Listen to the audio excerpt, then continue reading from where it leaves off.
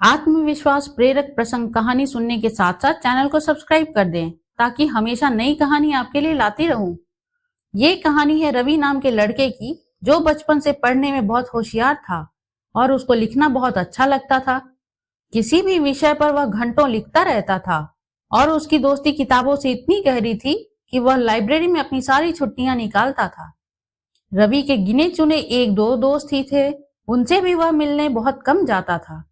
किसी भी नए व्यक्ति से मिलने में रवि को पसीना आ जाता था। बहुत दिन ऐसे ही चलता रहा। धीरे धीरे रवि ने अपनी कॉलेज की पढ़ाई पूरी कर ली और नौकरी की तलाश करने लगा। जब रवि नौकरी की तलाश में किसी ऑफिस के दफ्तर जाता तो वह बात करने में भी झिझक जाता और कांपने लगता। ऐसा इसलिए होता क्योंकि रवि बहुत कम लोगों से मिलता था और ना किसी से बात करता था।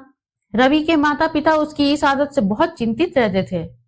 उन्होंने रवि को अपने रिश्तेदारों के यहाँ भेजा और हर जगह लेकर गए जहां पर उसको नए नए दोस्त मिले या नए नए लोग मिले, पर नतीजा कुछ भी ना निकला। रवि जहां भी जाता ऐसे चुप हो जाता मानो उसके मुंह में जबान ही ना हो।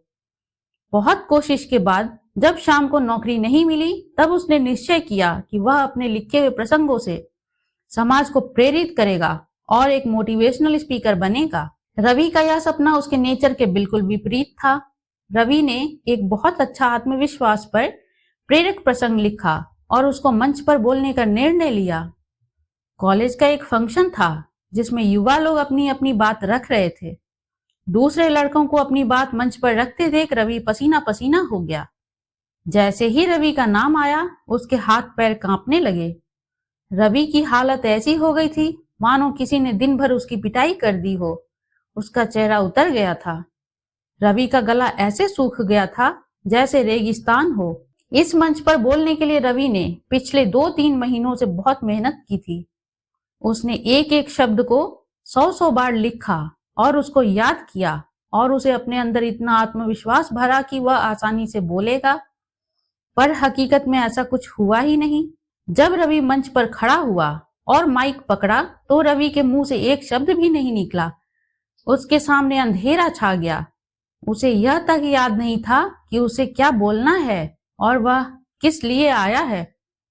रवि ने फिर पूरी हिम्मत की और 2-4 शब्द कांपते हुए अपने मुंह से निकाले, पर रवि इतना डर गया था कि वह वहीं बेहोश हो गया। इस घटना ने रवि के आत्मविश्वास को चकनाचूर कर दिया और निराश होकर रवि ने निर्णय किया कि अब वह दोबारा कभी किसी मंच पर नहीं जाएगा। अपने टूटे हुए सपने को लेकर वह एक मंदिर पहुंचा और वहां एकांत में बैठा था। उसके चेहरे से उसकी परेशानी साफ झलक रही थी और ऐसा लग रहा था कि लड़का बहुत दुख में है।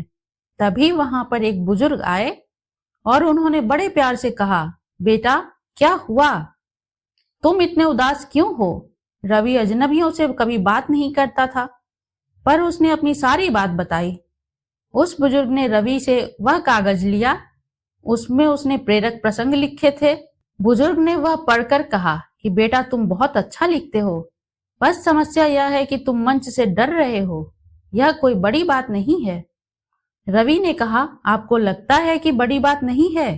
क्या आप कभी मंच पर गए हो? क्या आपने कभी इतने सारे लोगों को सामना किया है? क्या आप कभी कुछ खड़े होकर भी बोले हो?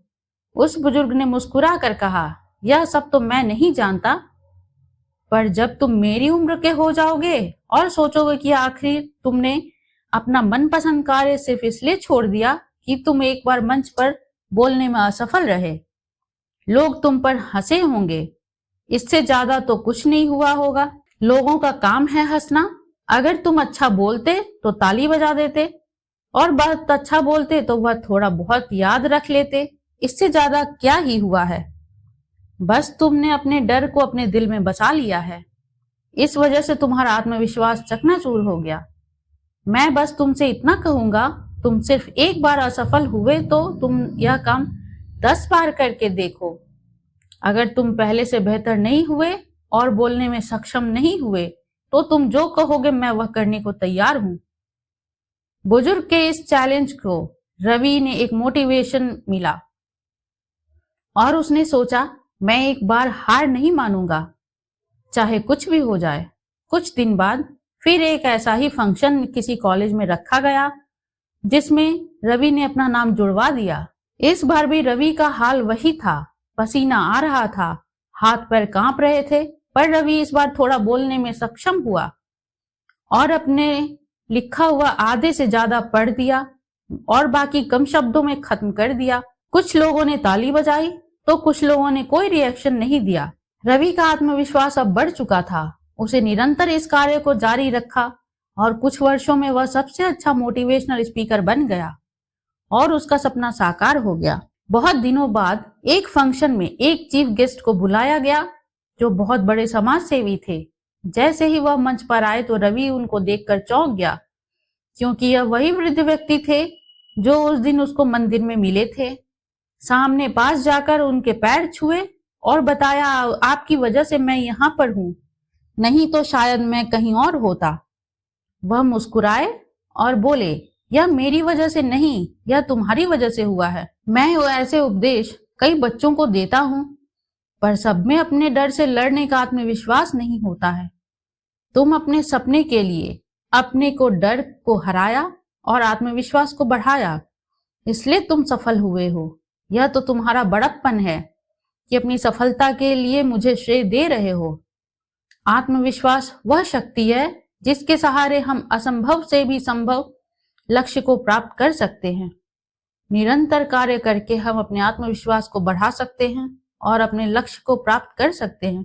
जैसा कि आपने आत्मविश्वास पर प्रेरक प्रसंग में पढ़ा कि जो लड़का मंच पर पहली बार में गिर गया वह बाद में एक अच्छा वक्ता बना, उसी प्रकार हम भी कोई भी लक्ष्य अपने आत्मविश्वास और मेहनत से प्राप्त कर सकते हैं। धन्यवाद।